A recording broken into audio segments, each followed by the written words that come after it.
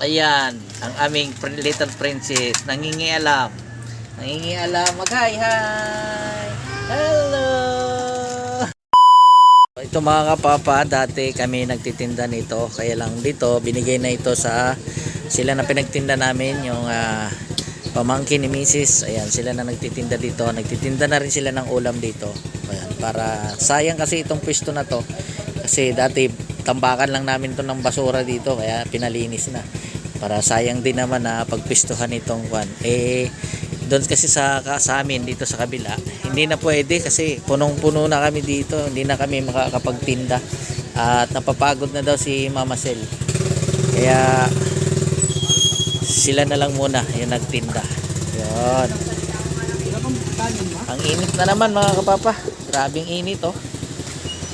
Grabing init.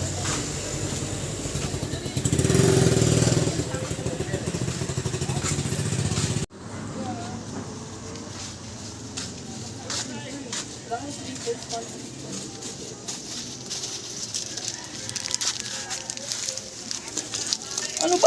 Good morning, Andeng. Welcome to my vlog. Bumaba niya aso. Hello. Yan yung dugi natin. Magulo din dyan. Dagdag pa sikip.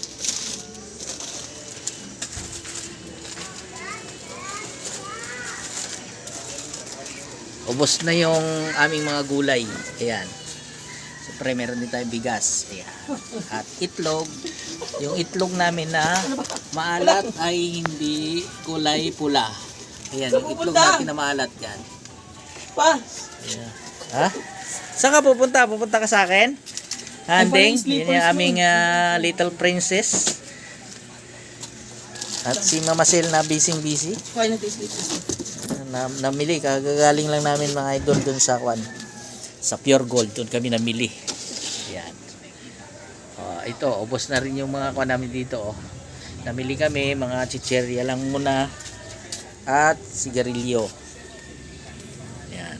So, medyo madami-dami na naman yung laman ng ating munting tindahan mga kapapa. Ito, mabili ito, gami-gami.